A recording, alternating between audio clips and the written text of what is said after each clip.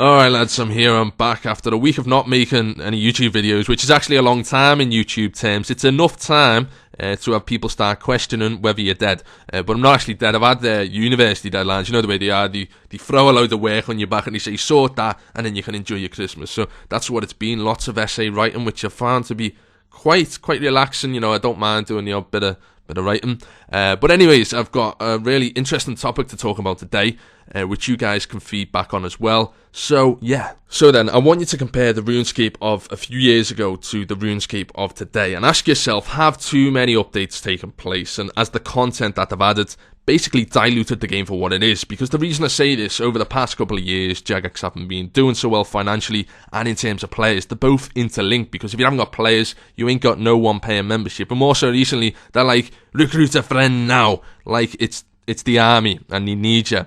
When realistically, who in the right mind, you know, we're all insecure RuneScape players that don't want any of our proper friends knowing to play the game, and any friends that we've got online are from RuneScape, right? So it just doesn't work. The only people who use Recruiter Friends are people who have 2 accounts, people who are in flower clans with a spam bot on 24/7 to get an extra one to, in turn, get more people in their clan chat, and also bots.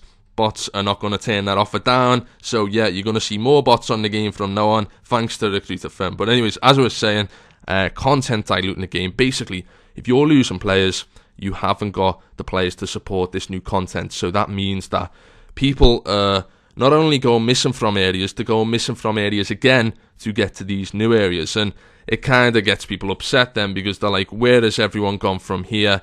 And you know, I was speaking to a friend of mine and we were saying about like the only thing that hasn't changed really is the RuneScape map.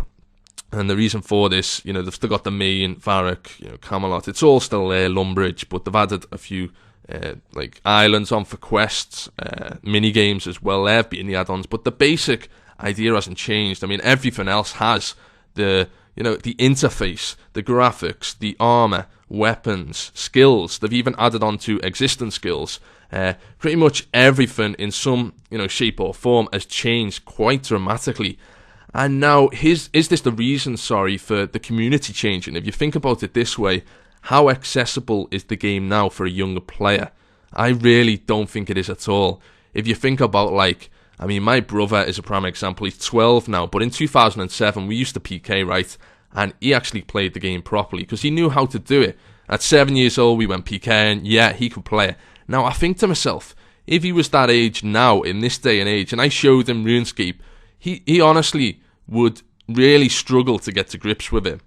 Like, honestly, and not only that, it's the quests as well, and all these new things they're adding. If you go on the RuneScape YouTube channel, you'll see, like, simple things like Botany Bay will have such a massive story behind it.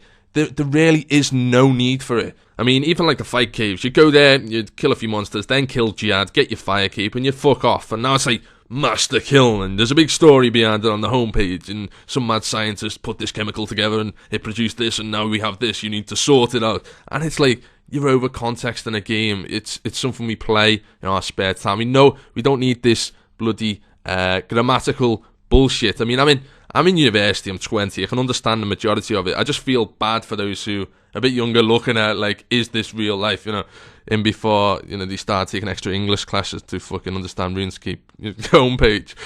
But anyways, another point I want to put across, you've got, you think about the PS3 and Xbox, you've got games like Call of Duty. If you think of a recent COD and compare that to one back in the day, like World at War to the latest COD that's out now, really, has it changed that much? You've got similar amounts of guns, or you could even compare the two Modern Warfares. Similar amounts of guns, similar ideas, similar maps, everything is the same. They're just trying to better it, and you can see that. I mean, even if you compare like FIFA 2000 to FIFA 13, again, they've just bettered it. It's not really a case of like over adding to the game. You've not got 4 footballs on the pitch, and I feel like that's what Jagex have just done. They've just put too much out there, and you know, taken away what the game is. And I don't know many other games that have actually done that. Really thinking about it. But my last final point to conclude, and then you guys can, you know, leave your thoughts, what you think about the points I've made, is that the reason for the wilderness kind of going a bit sparse and a bit empty, you could say. Think about members and logging in, say you're in Lumbridge. You do your Squeal of Fortune, which never used to be there, and then what are the possibilities? Where can you go from there? There's so many. I mean, there's that many monsters now, mini games, skills to be getting on with, and all that kind of stuff. There's so much content to explore. Now, think about back in the day. What did people have the option of? It was like, for all I remember, it was make some money, then go PK. You know, make money however you could, using the skills and whatever was available, and then go PK. And that could kind of explain why the wilderness is dead these days. There's that many people doing that many different things that it's not really coming together.